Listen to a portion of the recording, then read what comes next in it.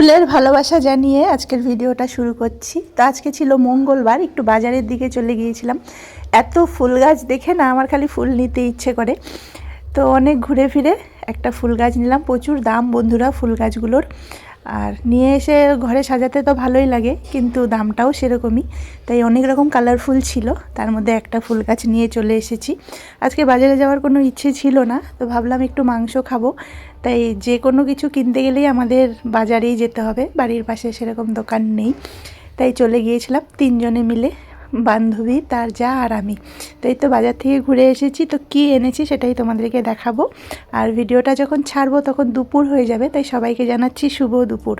দিনটা তোমাদের সবার খুব সুন্দর কাটুক, ভালো কাটুক। আমাদের এখানে ঠান্ডাটা প্রচুর, আর রৌদ্রটা না এখন অনেক বেলা করেই উঠে। আজকে প্রায় এই 12টার বেশি বাজে, এখন একটু হালকা হালকা রোদ উঠছে। তাই তো কম করে একটু চিকেন নিয়ে এসেছি, কেন মা বাড়িতে নেই, আমি, বাবা আর বরমশাই তিনজনেই খাবো, তাই বেশি আনিনি। আর চিকেনটা না এখন আগের মতন বেশি খাওয়া হয় না, খুব কমই খাই, একটু অসুবিধে হয় বলে।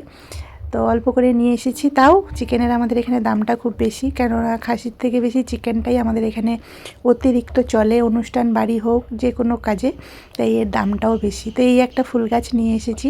বান্ধবীর এই ফুলটা খুব ভালো লাগলো, বললো এটা নে। তার সাথে দুটো গাঁদা ফুলের গাছ দিয়েছে, ওগুলো একটু অন্যরকম গাঁদা ফুল। আর এই পাশে কালকে শাক তুলে নিয়েছিলাম, কলাই শাক লাগানো হয়েছে আমাদের বাগানে, সেখানেই তুলে নিয়েছিলাম। আর পালং শাক আর ধনেপাতা একটু বাজার থেকে নিয়ে এসেছি। এবার এই তো রান্নার দিকে যাব। আর এই তো ফুল গাছগুলোকে বাইরে বের করে দিয়েছি।